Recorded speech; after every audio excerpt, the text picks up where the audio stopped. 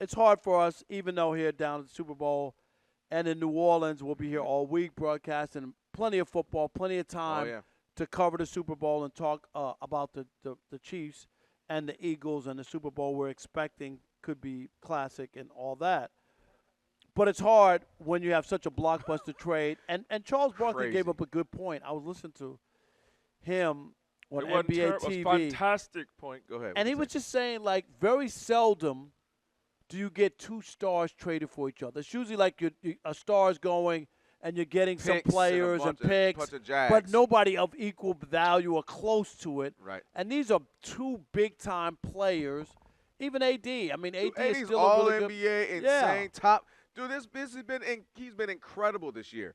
Arguably the best defensive player in the year, giving you 25, 26 a night. So Up right. until this recent injury stint, been injury-free for the most part the last year and a half, almost 2 years. Like, that, him alone would have been ridiculous. Let's say it was like AD, what's the comp? AD for Cat, right, or something like that. You'd be like, whoa, that alone would have been huge. But once you threw Luka in, we never seen anything like that. Right. But 25, five-time All-NBA is great. Here's the thing that I came away with this. I really did, and I thought about it.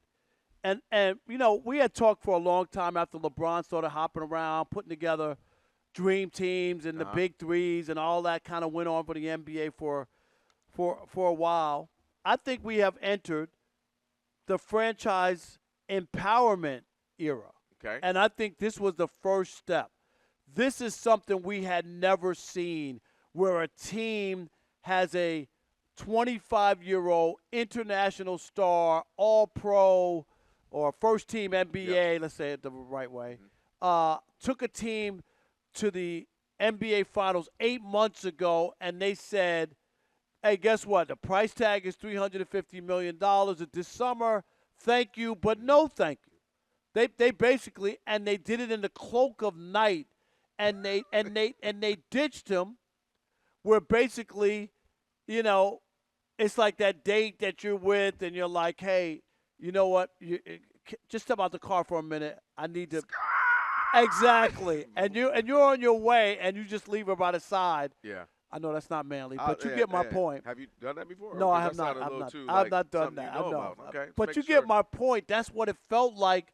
This wasn't, hey, Luka, we just can't afford you. We want to do the best that's for you. No, this was like, no, we don't believe we can win with you, and there are reasons why. And not them that you little want a great. shots on the way out. They were saying Nico the Right. next day was saying some stuff. Not that you're not a great player, but there are other things that we feel are an issue. Yeah. And I really believe that we're going to enter this. This was the first ownership group to step up and swing at a big-time player and say, you know what, no thanks. Yeah.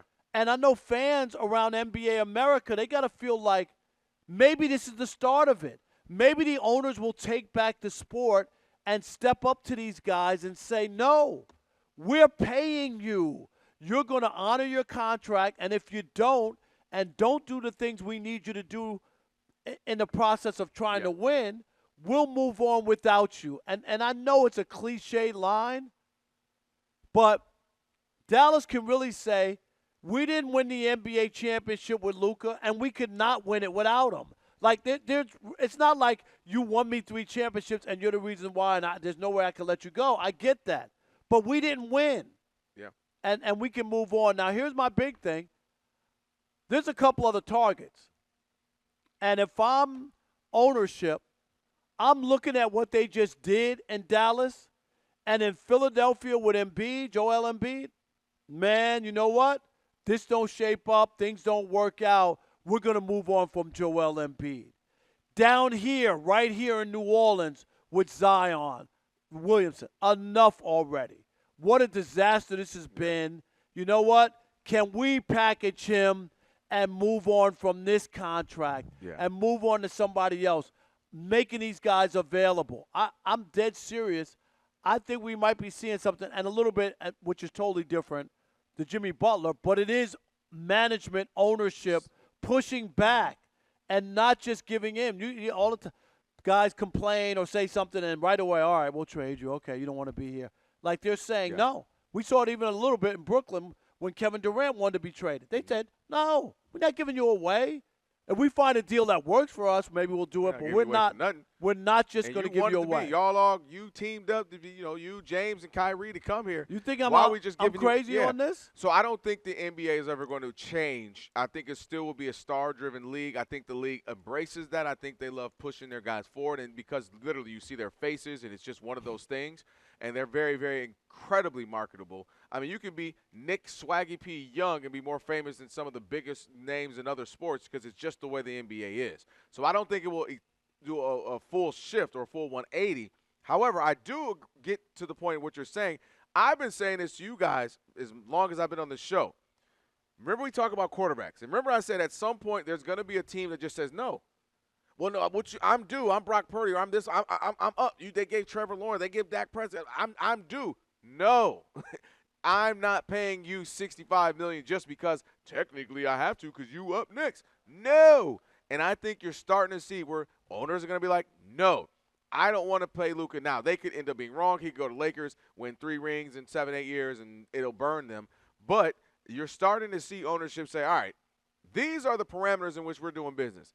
I'm paying player X, in this case Luka, this crazy money if I see he's down with the regiment, down with the program, down to do the check the dotted line here and all the boxes, I should say, that we're asking for. He didn't do that, at least what they've saying, what they're telling us.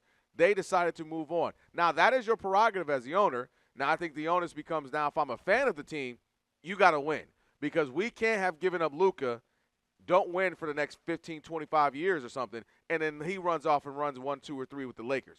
That'll burn me. That'll be a 30 for 30 if that happens. Like the trade that should have never happened. And I already see the title, So they're definitely going to have to do this and find a plan in which they can turn the franchise around and win again because if Luka goes to the Lakers and wins, that's going to be problematic. But I do feel like some of these owners are saying, hold on, I do own this ship. Mark Cuban is gone. We don't have to do business how he would do it. We don't have to do things that he would, Remember they asked Mark Cuban, would you, your wife or Luka? He said, I'm going to go ahead and get the divorce papers ready right now.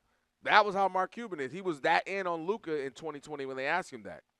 This ownership says nah. So we'll see how it pays off. I think that's a major shift in that we haven't seen that. Like again, we're not talking about getting rid of somebody who hasn't put up any numbers or has been a failure or whatever. Mm-hmm. You're talking about a guy who's an all-NBA player 5 times, right? He's 25 years old.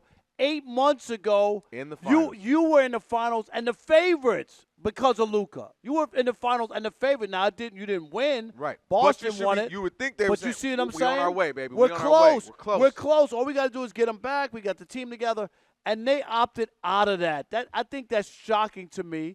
And I think it could make other owners take a look at that and say, what did they do in Dallas? Yeah. Why are we accepting this in Philadelphia? Why are we accepting this in New Orleans? That's the one more than any. Because at least with Embiid, you could argue it hasn't been Embiid. Like, it's his health. You know what I mean? Like, but there's a lot of – there's other things. But what I'm saying, with Zion, I'm with you more because – But Embiid has been bad in the postseason. His numbers go down big time. We've talked about this over and over. I'm just saying – at some point, you haven't won with them. That's a fair point. And you haven't even gotten to the not like you got to the finals with them. I'm not mad at Embiid, but I feel like with Zion, only reason I bring it up is it's similar in the regimen, right? You know the plan they have. Zion, you got to lose weight. Zion, you got to do this. Zion, we want you healthier. Your body, yes, you are a freak of nature in that you can jump this high and that fast with that kind of weight. We don't want you carrying that much weight. Which, by the way, they sent him to the worst place. We are already down here. We are each of us in gained 4 pounds. Absolutely. We've been here 12 hours, and so I can't even imagine what I would do living here. But I think that's why the Zion one kind of fits in that. Can he ever get in the shape we need him? Can we trust the process, if you will, to him to be all in on what we need him to do for the next 10 years as the face of the franchise? And that's why I could see them saying, you know what? He's never healthy anyway. He ain't buying into the program. We got to move on from Zion while he's still talented enough and relatively not hurt that much. Let's see what we can get for him now. That doesn't strike. I could see why New Orleans won. And they're underachieving with Brandon Ingram, him, C.J. McCollum. Like, let's move on. Let's get something else. But I think, we talk about these pro leagues all the time. They're copycat leagues. Something's 100%, working. 100%. Somebody does something. What are they doing over there? Let's do it. Yeah. What are they doing? Wait a minute. they walked. You can't tell me that front offices and GMs and owners didn't take notice of that and say, what did they do? I'll even add to your point, the Lakers, meaning for the first time they did something without telling LeBron. Right. That's to your point. The Lakers never do stuff like that. Franchise empowerment. Yeah, Genie Bus, and they have a relationship with Nico Harris, the GM of the Mavericks. He's really close with Rob Pelinka, so there's obviously some ties there.